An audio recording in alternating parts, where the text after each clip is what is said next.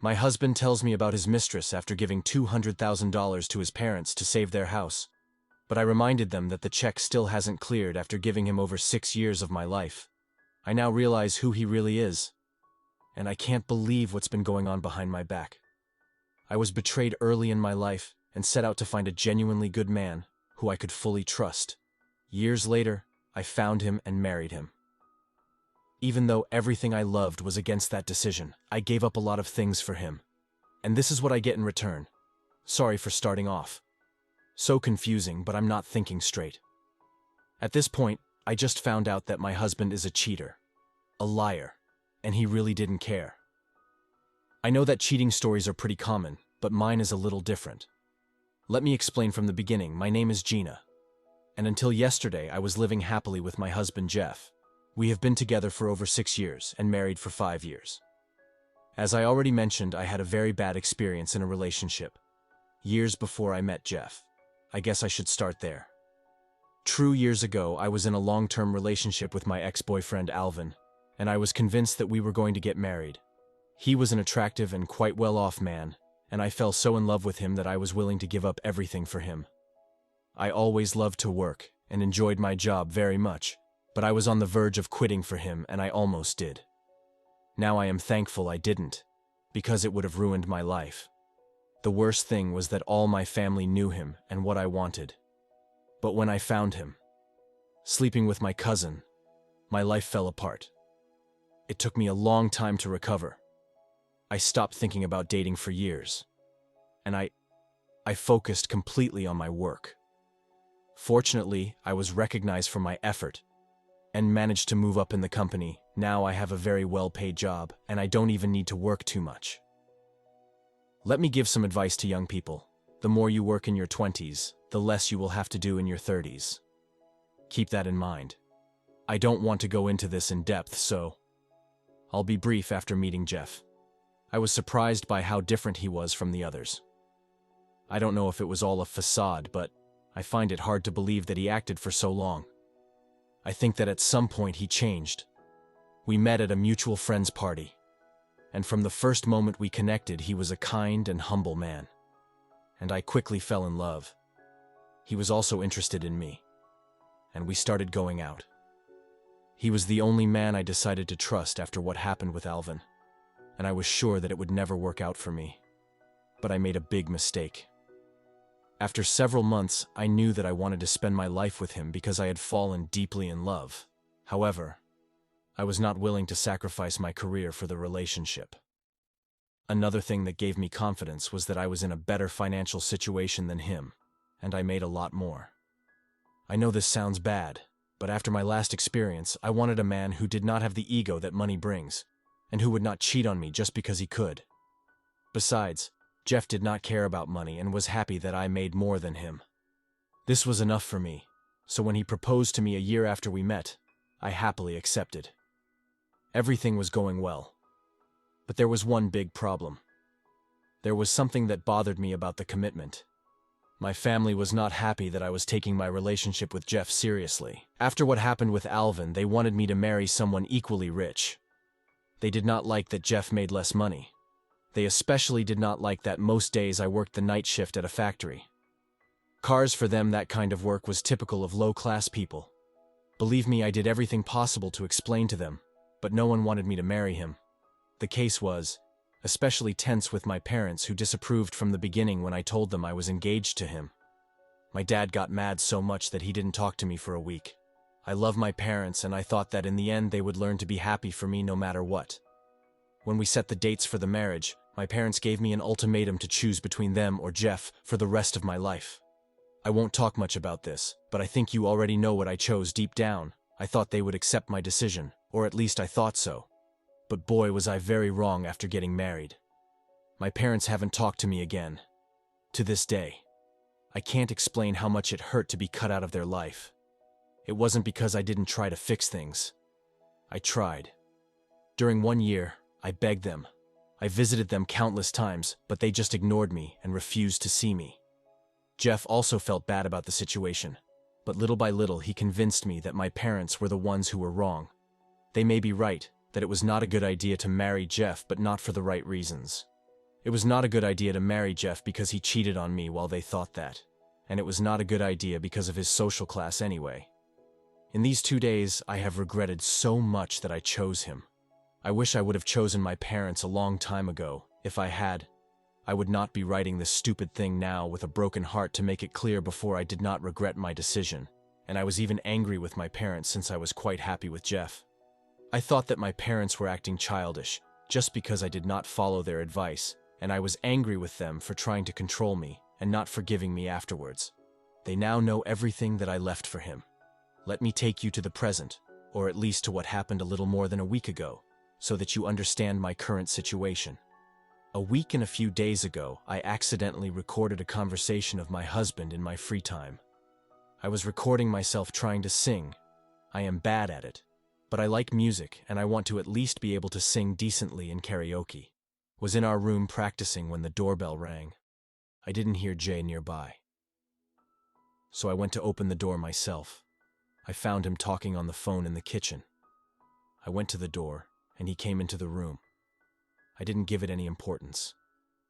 When I came back, I realized I had left my phone recording everything. I accidentally stopped the recording and went back to work that night. Jeff left supposedly for an emergency at the factory. Something that happened quite late afterwards. I remembered the recording and began to review it when I got to the last one. What I heard left me speechless. When I left the room, Jeff came back and continued the conversation. It seemed like he was talking to his lover. He told her that he would make up an excuse to leave the house later. Ani called her and told her how much he missed her and how much he wanted to hug her. I couldn't believe it. It took me several days to accept what I was hearing. I didn't want to believe he was cheating on me. I called my good friend Yayla and Yayla. I told her everything we met up, and she told me it was too suspicious to be a joke or something innocent. She suggested me to install small and discreet audio and video recorders in the house one night when Jeff went out. I put them up reluctantly. I did not want to spy on him, but I had no other choice. Believe me, I prayed that it was all a misunderstanding. I hoped it was something and innocent, but unfortunately, it was worse than I imagined. 2 days ago, I checked the recordings and found something so disgusting that I almost threw up. From what I understood, my husband has been cheating on me for almost a year. And it is not with just any casual lover. Ani is his permanent lover. Although, to be honest, if this was a casual affair, it would not make things better. The worst part. She comes to our house and sleeps with him and has done so many times. They talk constantly when I am not around, and they see each other both inside and outside the house. I do not understand. Am I or something like this? He wasn't like this when I met him. Why did it have to turn out like this? I really deserve this. I've been a great wife to him. I've supported him in everything. In fact, most of the things he buys are with my money, and I've never held anything against him. He doesn't have a good life with me. It's not like I've been distant or cold. I've always been open and intimate with him. I left everything, my family, for him. What else did I need? All men are like this. I don't know what to do. My mind won't stop racing at 1 an hour. I feel sick, like I'm falling into the void. Should I talk to his parents and tell them what he's doing to me? Or would that be a bad idea? I love this man, or at least I loved him, but I have no choice but to divorce. But I can't let him go so easily after everything he's done to me. Please, guys, I need your help. Update 1S. It's been a few weeks since my last update, and honestly, I've discovered something even crazier than I expected. I thought things couldn't get any worse, but here we are. First, I want to thank you for your advice and encouragement to make me feel much better. I am also very grateful that I did not go to my in-laws. I am not proud of what I did, but for the past 2 weeks I carefully planned my next steps. It turns out I have an incredible level of patience when it comes to dealing with people who hurt me to this day. I kept the same calm face in front of Jeff, without him having any idea that I already know everything he has been up to. And believe me, he has been planning a lot of things. At first I was so desperate that I thought about going to my in-laws for help. But before making that mistake, I asked Yayla for advice. She suggested I listen to the recordings again, and I am glad I did. If I had rushed, I could have ruined everything. When I sat down with Yayla to review the recordings, I discovered things amazing. Let me explain what I found step by step. The first shocking discovery. Ani is not just a casual lover. something I already knew. But there is more. She and Jeff are in a serious and permanent relationship. They are not just seeing each other for fun, they are planning a whole future together. Now you'll be wondering what role I play in that future because I'm the bank. That's right, Jeffan, they're planning to elope together, but only after he empties all our savings. We have a joint savings account, and Jeff has been waiting for it to reach a certain amount, probably a special number for them. This is not an improvised plan. They've been working on this for almost a year. Can you believe it? Listening to Jeff talk about how little I meant to him was heartbreaking the first time I heard it. I broke down on Yela's shoulder. She's been my pillar all this time, and I don't know what I would have done without her. Her support. What hurt the most was hearing them talk while they were together, constantly saying how much they hated me, and how eager they were to get rid of me, as if I was the only obstacle between them and happiness. I felt that I was nothing more than a problem they needed to overcome. But here comes the worst. One day, my mother-in-law Deborah came to our house to drop off something for Jeff. I overheard a very interesting and heartbreaking conversation between them. Deborah asked Jeff how much longer he needed to stay with me, and when he was going to tell me the truth. At first I didn't understand well, but soon everything became clear. My in-laws knew about the affair from the beginning, and not only that they like Annie more than me. After my parents cut me off, I turned to my in-laws for support, and we will always respect them. Most unbelievable. My in-laws have a debt, and they want Jeff to make me pay it off before they literally leave me.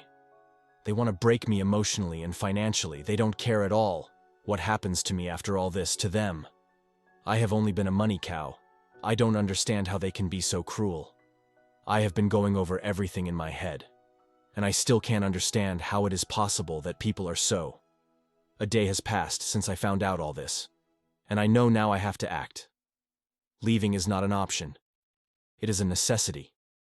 But I also know I can't leave without a plan. I'm not going to let Jeff and his family get away with it, after everything they've done to me. They've been plotting this for over a year, and I don't plan on letting them succeed. I'm going to plan my next steps very soon, and I'll keep you posted on what happens. Thank you again for being here for me. I really need your support right now. Update 2. It's been 2 months. And sorry for keeping you in suspense for so long. Don't worry. Nothing major has happened yet, but the wheels of my revenge have already started turning. Oh, and I guess I hadn't told you yet. I decided to get revenge on all of them. I know you can understand why I'm doing it. But I'll explain anyway. After the last update, I was very hurt by everything. My husband turned out to be a miserable cheater, and his parents, whom I considered my family, conspired with him to empty my accounts. And as if that wasn't enough, I found out something bigger about their situation. It turns out their debt isn't just a financial problem. If they don't pay, they will lose their house. Honestly. Knowing that gave me a little satisfaction. It made my revenge plan even easier. At this point, they are completely dependent on me to pay their debt, and by the time they realize I won't, it will be too late. And best of all, I found out that my father-in-law not only mismanaged his money, he got into online gambling and made some terrible investments. That's how they ended up in debt. Apparently they asked Jeff to help them before he ran away with Ani. And of course he accepted. He didn't care for a second about me or our marriage after finding out all this.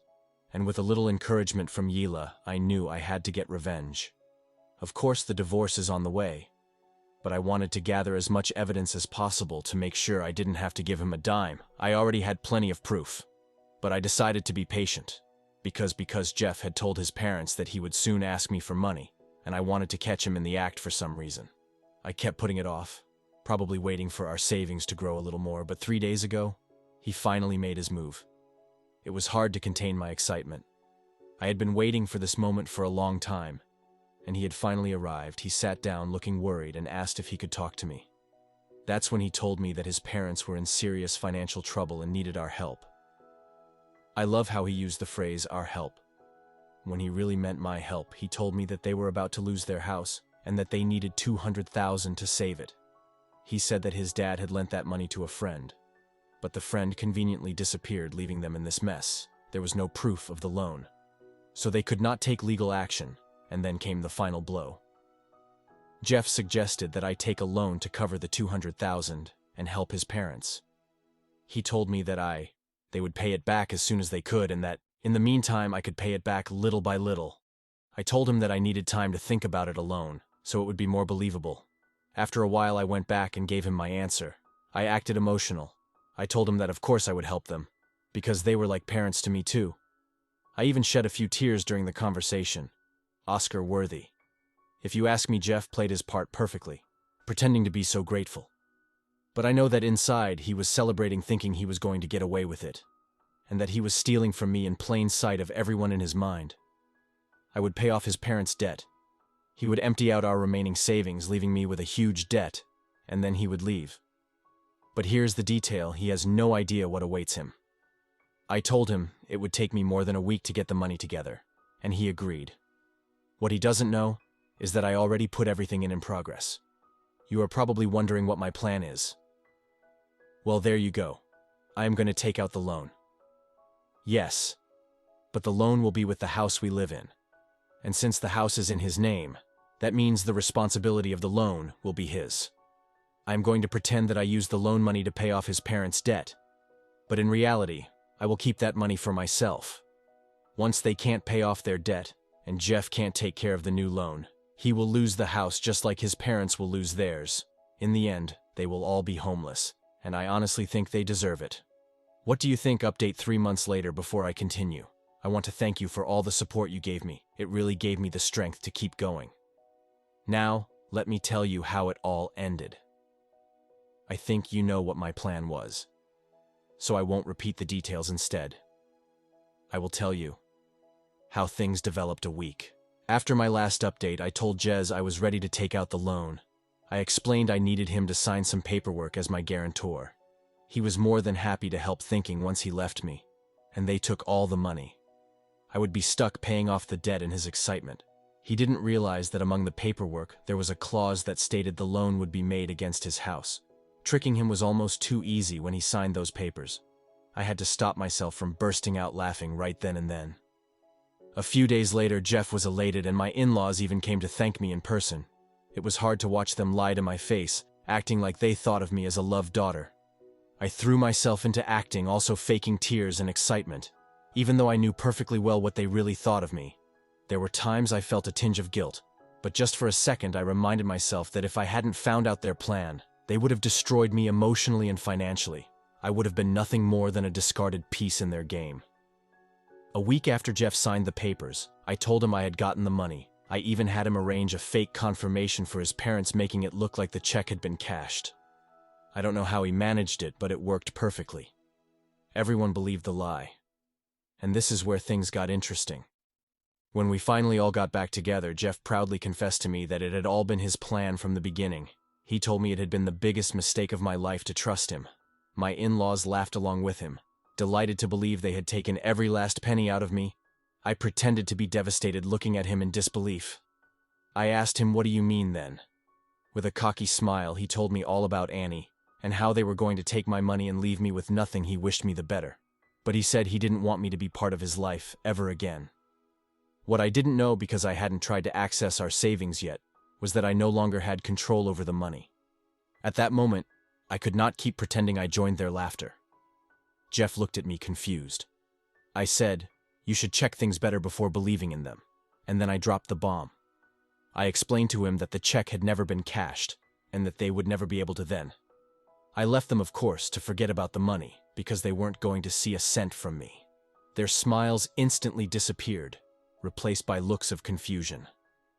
Jeff stammered, wondering what was going on, and I simply told him, "I've had my suspicions for a while. Jeff, I know everything." They kept the same expression, lost.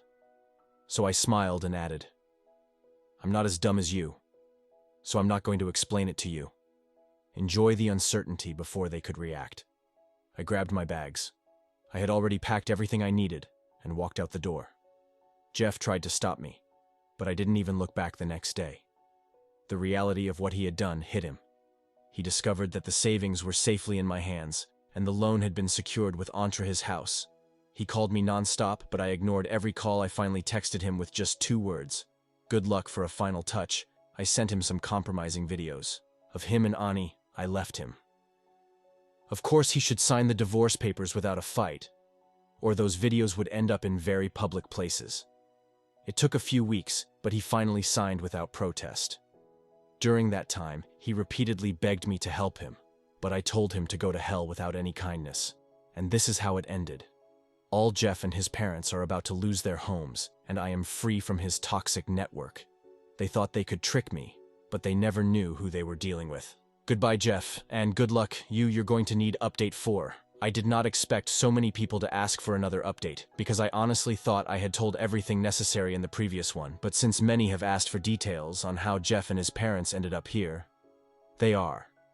First of all, the divorce with Jeff is officially finalized, and the best thing about it is that I did not have to pay a single cent. As I mentioned before, Jeff kept the house and its debts while I kept my money. Technically, I could have claimed something more in the divorce. But this state is not at all forgiving towards cheaters. The time I spent collecting evidence turned out to be a very profitable investment for me. When everything was presented to the judge, it was easy to prove the kind of person Jeff was. Many have wondered why the house was in Jeff's name, something that ended up playing in my favor. In the end, the reason is quite simple. During the marriage, we bought several properties as an investment. Well, I bought them. I am in my name, because I used my money. And at the time, I thought it was fair to put the house where we lived in Jeff's name, since he did not have any significant property, and I thought that doing so would make him feel more secure and valued. Oh, the irony, the house is now officially his, has been mortgaged, and is on its way to being foreclosed. It is not smart to take out such a large loan against your property when you have no income to pay it. And it is also not a good idea to base your life on a scheme to steal money from your wife, because when the plan fails, you are not only left without money, you are also left alone. Yes, as you can already imagine, Ani left him. According to what I found out from some indirect sources, she disappeared as soon as she saw that the plan had failed. Who would have imagined Ani was not interested in him as a person, but in the money that she hoped to get from me? It is a shame that Jeff did not understand that when the cash cow runs out, the love of the farmer's lover goes with her. Now he has no money or house or wife or lover. Maybe he will find a sheep with who to spend the winter. My ex's in-laws suffered the same fate. Their house was also foreclosed, because evidently no one came to the rescue with the money they needed. I must say I'm not surprised they didn't have a plan B.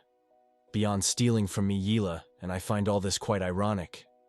It seems they achieved a record, losing 2 houses in a matter of weeks. It's not exactly an achievement they can be proud of, but one that stands out. If you are not part of their family after everything they did, or how they conspired against me, I can't feel sorry for them.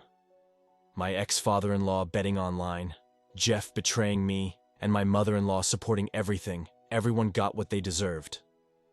Sometimes karma doesn't take its time. It comes fast and without compassion. For now, I'm not in a hurry to go out with someone again. I've had 2 relationships and 2 infidelities consecutive. And although I would like to believe that the 3rd time is the charm, I'm not going to rush to find the next one for now. I want to focus on myself, on healing, and enjoying the peace of mind that I finally have. I have learned that there is no rush to find the love, and I'm okay with that. I will use this time to focus on my life, my projects, and surround myself with people who bring me good things. I no longer plan to put myself in situations where I feel underestimated or manipulated.